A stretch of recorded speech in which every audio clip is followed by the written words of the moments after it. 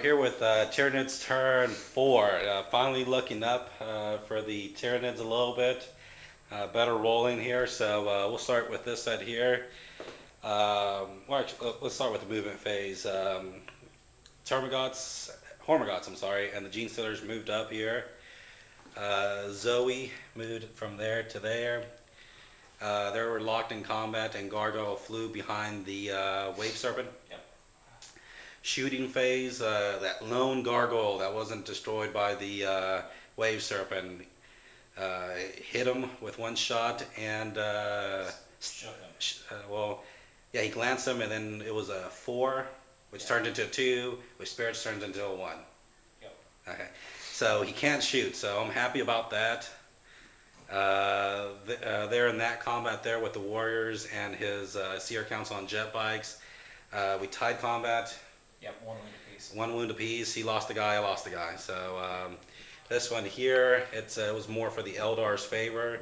I lost like 8 guys and took a wound on this Zoe here. Here, Gene Stealers jumped in, hoping they'll do some more rending wounds. They didn't. They only caused 1 wound, and he took out 2 guys. Here it went a little bit more better for the Tyranids. These Hormagots annihilated 8 guys. They ran. He did manage to take 2 wounds. 3. 3.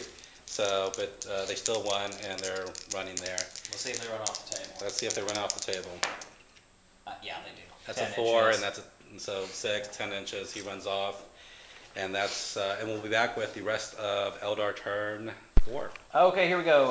Eldar turn 4, if I'm not mistaken. Wave Serpent tank shocked the Gargoyle, who managed to actually pass his 5 leadership. So he just moved out of the way, and then I finished with a pivot against the side of the building just to try and keep him from getting shot. Other than that, that was it for movement phase. Shooting phase, my guided Pathfinders took some shots in here. All of them hit, managed 5 wounds, and he passed all 5 of his cover saves, which is a little ridiculous. Not all hit. 5 hit. No. 5 wounded. Oh, 5 wounded. 5 wounded, passed all of them. Close combat, he managed to rend me to death before I got any chance to swing. Close combat over here, I did 2 wounds to the Termagants. He did no wounds to me in return with the Zoanthrope. So he took 2 fearless saves, which killed 2 more Termagants, and finished off his Zoanthrope. And then over here, we managed to wipe out the last of the Tyranid warriors. So they just consolidated over. So that was it for Tyranid turn 4. We're going to see what we can't do in our next turn, but first we got to see what Tyranids are going to do to us. So we'll be back after Tyranid turn 5. All right, Tyranids turn 5. It wasn't bad. It wasn't good. These guys here moved and ran. These Hormagots. And assaulted. I only got 4 and lost combat by 2 or 3. 2 or 3, right? I rolled a 5. I needed a 2. Yeah, double ones. And I didn't get it. So they ran away. Did I cause any wounds back? You caused 1 wound, but I saved it. Okay, 1 wound, and he saved it. Gene Stealers moved, then ran. Got in combat with the Warwalkers there, and then Lonely Gargoyle failed a leadership role, so he's now in area terrain. He shot, did not do anything to the Wave Serpent because it can't. Yeah. Assault. Well, we covered that assault. This assault here. Finally, the Gene Stealers here took down one of the Warwalkers, just wrecked it, didn't explode, so I didn't take none of my guys. Also caused a weapon destroyed, and a shaken. So there's that combat there. Actually, that was it. Very short round. We'll be back with Eldar turn 5. Okay, here we go. End of Eldar turn 5, and the Tyranids are on the run. I moved my Pathfinders down and ran them forward just so I can hopefully get to that point before the end of the turn.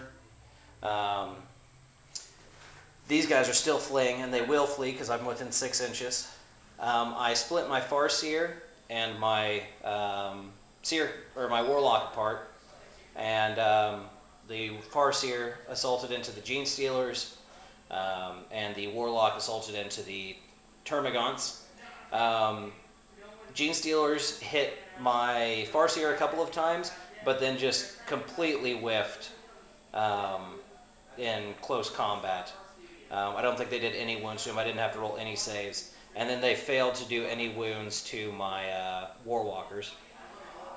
Oh, excuse me, sorry.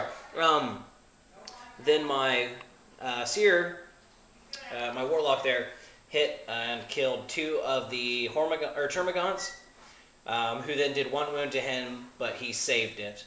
And then my Warwalkers didn't do any wounds, but I still ended up winning by... the Farseer took out 2 of the Gene Stealers with his Witchblade. So that was 3 in my favor, and both the units failed their leadership since there aren't any more Synapse creatures on the board, and are running away, and basically they're just going to continue running off the board. So more than anything, this next round is just going to be me maneuvering to try and capture points before the end of the game. So I'm going to finish up my consolidation. We'll be back with Tyranid turn 6. Okay, here we go. End of turn 6, Tyranid and Eldar. Basically what happened, Tyranids just continued falling back because I had somebody within 6 inches of every unit. So they continued falling back, and then in my turn, I jet biked over there to grab that objective. I finished off the Tyranid, or the Hormigons right here to claim this objective. Finished off the Gene Stealers just for kicks and giggles. These guys moved out. I was hoping to get them to that objective right there, but I wasn't going to have enough to get there, so I was unable to claim it.